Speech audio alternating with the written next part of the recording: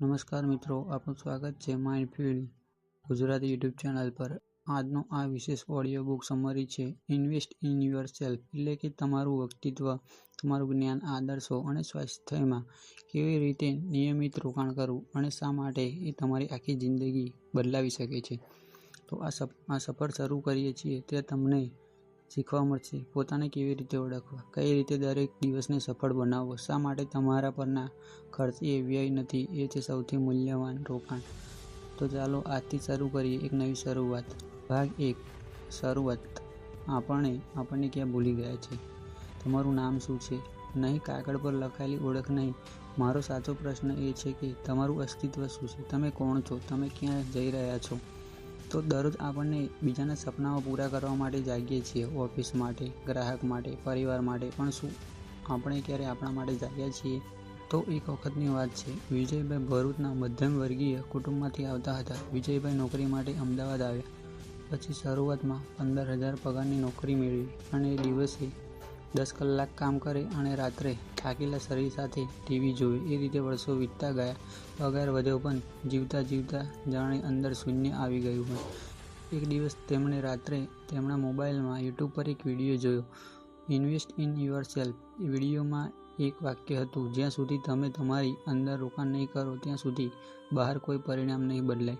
તે દિવસથી વિજયભાઈએ નક્કી કર્યું, રોજ સવારે 1 કલાક પોતાના માટે રાખે, પુસ્તક વાંચે, અંગ્રેજી શીખવાનું શરૂ કર્યું, કોમ્પ્યુટર પણ શીખવાનું શરૂ કર્યું। આજના દિવસે તેઓ પોતાનો બ્લોગ ચલાવે છે, એક પબ્લિક સ્પીકિંગ કોચ છે અને ગુજરાતના યુવાનો માટે સ્વ-વિકાસ વર્કશોપ લે છે। તો મિત્રો, જિંદગી બદલાઈ જાય છે જ્યારે તમે તમારા માટે સમય કાઢો છો। ભાગ 2, આત્મજ્ઞાન એટલે પોતાને ઓળખવાની શરૂઆત। દરેક માણસ પોતાને ઓળખી શકે છે તો દુનિયામાં ક્રાંતિ આવી શકે છે। મિત્રો, આપણે બીજાને ઓળખવામાં જિંદગી ગુમાવી દેતા હોઈએ છીએ, પણ પોતાને ક્યારેય સમજતા જ નથી। ઉદાહરણ તરીકે, મીના નાના શહેરની બહુ શાંત છોકરી હતી। ઘરમાં બધા એની તુલના તેની બહેન સાથે કરતા અને એમ કહેતા તે માત્ર ઘર સંભાળતી એટલે એનો ભાગ્યલેખ સમજી લેવામાં આવ્યો હતો। પણ મીના પાસે શોખ હતો લેખનનો। કોઈ વાત ગમે કે દુઃખ થઈ જાય ત્યારે તે પોતાનો ભાવ રાજેન્દ્ર લેખ નામના લેખમાં લખતી અને કોઈને બતાવતી ન હતી। એક દિવસ એનું પત્ર એક્સિડેન્ટલ રીતે તેની મિત્ર મંગલાએ વાંચ્યું અને કહ્યું, તારી કલમ દિલ હલાવી શકે તેમ છે, તું તને કેમ છુપાવી રહી છે? એ દિવસથી મીનાએ નક્કી કર્યું, રોજિંદી કહાણી પોતાના બ્લોગ પર મૂકવાનું ચાલુ કર્યું। થોડા જ મહિનામાં એના લેખ વાયરલ થવા લાગ્યા। આજે મીના ગુજરાતી સાહિત્યમાં નવા અવાજ તરીકે જાણીતી છે। તો મિત્રો, પાછળ બેસેલા લોકોને આગળ લાવવાનો એટલો થોડો જ સમય લાગે છે જ્યારે તેઓ પોતાની ઓળખથી જાગે છે।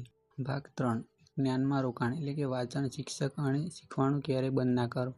તમારું કશું છીનવાઈ જાય તો ફરી મળી શકે છે, પણ જો તમારું જ્ઞાન જ ઓછું હોય તો દુનિયાની કોઈ તાકાત તમારી મદદ કરી શકે નહીં। તો એક ઉદાહરણ દ્વારા સમજીએ તો જયશ્રીબેનનું લગ્ન 18 વર્ષની ઉંમરે થયું હતું। પરિવારમાં બધા કહેતા કે સ્ત્રીઓ માટે રસોઈ જ ભણતર છે। એ રીતે દિવસો જેમ વીતતા ગયા, બંને બાળકો અને ઘર પણ તેમના દિલમાં એક ખૂણે હજુ પણ આગ સળગતી હતી કે મારે કંઈક પણ શીખવું છે, મારે કંઈક કરી જવું છે। તો એકવાર એમનો પુત્ર ઘર માટે નવું લેપટોપ લાવ્યો તો જયશ્રીબેને એના પુત્રનો વિડીયો જોયો અને બોલી, મારે પણ શીખવું છે। તો સૌ હસવાનું શરૂ કર્યું કે મમ્મીને વેબસાઇટ શીખવી છે, પણ એ જ દિવસે તેણે આલ્ફાબેટ્સથી શરૂ કરી યુટ્યુબ પર કોમ્પ્યુટર બેઝિક ટાઈપ કરવાનું પણ તેમના પુત્રએ શીખ્યું અને 6 મહિના પછી જયશ્રીબેન એમાં એવી પારંગત થઈ કે ઘરના બાળકોના સ્કૂલ પ્રોજેક્ટ પણ એ બનાવે છે। અને આજે જયશ્રીબેન ગામની મહિલાઓ માટે ડિજિટલ સખી પ્રોજેક્ટ ચલાવે છે, જેમાં ઘરેણાં અને પાપડ વેચતી મહિલાઓને વોટ્સઅપ, ગૂગલ પે અને કેનવા જેવી વસ્તુઓ શીખવે છે। તો મિત્રો, જ્ઞાન ક્યારેય વય સાથે નાબૂદ થતું નથી। જો તમે શીખવા તૈયાર છો તો જીવન તમને ઊંચા પંથ બતાવશે। ભાગ 4, કૌશલ્ય વિકાસ એટલે કે એક નવો કૌશલ્ય તમારું દુનિયા બદલી શકે છે। આજનો યુગ કૌશલ્ય યુગ છે, ડિગ્રી જ નહીં, હવે કૌશલ્ય જ રાજ કરે છે।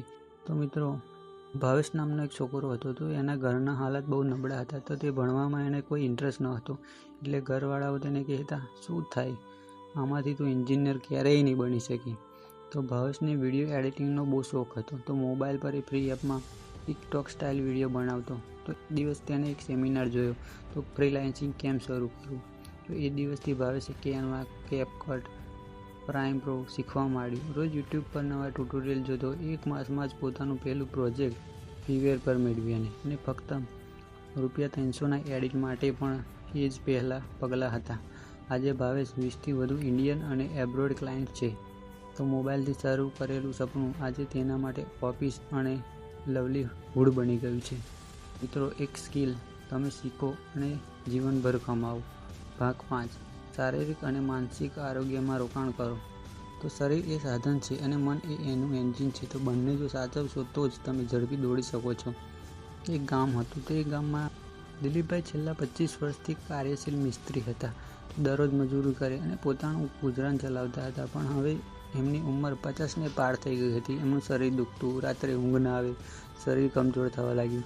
તો તેમને ડૉક્ટરે કહ્યું, જ્યાં સુધી તમે તમારું ધ્યાન અને દયાળુ આહાર નહીં અપનાવો ત્યાં સુધી દવાઓ પણ અસર નહીં કરે. તો એ દિવસથી તેમણે નક્કી કર્યું, રોજ સવારે 5 વાગ્યે ઉઠવા લાગ્યા અને દરરોજ ચાલવાનું શરૂ કર્યું. 10-15 મિનિટ કસરત કરે અને પછી શાંતિપૂર્વક 20 મિનિટ જેવું તેવા ધ્યાનમાં બેસે. અને 6 મહિના સુધી તેમણે આવું રૂટીન રાખ્યું અને 6 મહિના પછી તેમના જીવનમાં બદલાવ આવવાનું શરૂ કર્યું. હવે એ જે ઘર બનાવે છે એની સાથે પોતાનું મન પણ વધુ સુખી છે. એની તબિયત સારી રહે છે અને હવે લોકો એને યંગ સ્ત્રી કહીને ઓળખે છે. તો શારીરિક તંદુરસ્તી એ તમારા સપનાઓ માટેનું પહેલું પગથિયું છે. ભાગ 6. સંબંધો અને નેટવર્કમાં રોકાણ કરો. તમે ક્યાં જઈ રહ્યા છો એ ખરું, પણ કોની સાથે જઈ રહ્યા છો એ મહત્વનું છે. અલ્પાબેન અને એમનું ફેસબુક ગ્રુપ. તો અલ્પાબેન એક નાના શહેરમાં રહેતી હાઉસવાઈફ હતી. કોઈ પણ ખાસ નેટવર્ક ન હતું, પણ ફેસબુક પર વુમન એન્ટરપ્રાઇઝ ઓફ ગુજરાતનું ગ્રુપ એ જોડાઈ ગયા હતા. પ્રથમ તો માત્ર વાચક રહી. ભાગ 6. સંબંધો અને નેટવર્કમાં રોકાણ કરો. તમે ક્યાં જઈ રહ્યા છો એ ખરું, પણ કોની સાથે જઈ રહ્યા છો તે મહત્વનું છે. તો મિત્રો, એક લાંબા ઉદાહરણ દ્વારા સમજીએ તો અલ્પાબેન અને એમનું ફેસબુક ગ્રુપ. તો અલ્પાબેન એક નાના શહેરમાં રહેતી હતી. તે હાઉસવાઈફ હતી. કોઈ પણ ખાસ નેટવર્ક નહોતું, પણ એ ફેસબુક પર વુમન એન્ટરપ્રાઇઝ ઓફ ગુજરાત નામનું ગ્રુપ જોઈને એ જોડાઈ ગયા હતા. તો પ્રથમ તો એ માત્ર વાચક રહી ગઈ અને ધીમે ધીમે પોતાનું કામ મૂકવા લાગી. પ્રથમ તો એ માત્ર વાચક હતી, પણ ધીમે ધીમે તે પોતાનું કામ ફેસબુક ગ્રુપમાં મૂકવા લાગી. તો એ હોમમેડ મુખવાસ અને પાપડ મૂકતા હતા. તો 10માંથી 1 ઓર્ડર મળતો હતો. પણ ગ્રુપની બહેનો તેને માર્ગદર્શન આપતી હતી કે પેકેજિંગ સુધાર, ફોટો કેનવામાં બનાવ અને પોસ્ટ વારંવાર મૂક. તો 6 મહિનામાં તેના ગ્રાહકો વધવા લાગ્યા. આજે તેનું વોટ્સએપ ઓર્ડરથી ભરેલું રહે છે. આજે તેને લોકો મુખવાસ ક્વીન કહે છે. તો મિત્રો, જ્યાં સંબંધ છે ત્યાં શક્યતાઓ છે. તમારા નેટવર્કને ઇમ્પ્રૂવ કરો. ભાગ 7. તમારો સમય અને ધ્યાન સૌથી મોટું રોકાણ છે. મિત્રો, સમય એ તમે ક્યારેય પાછો ખરીદી શકતા નથી.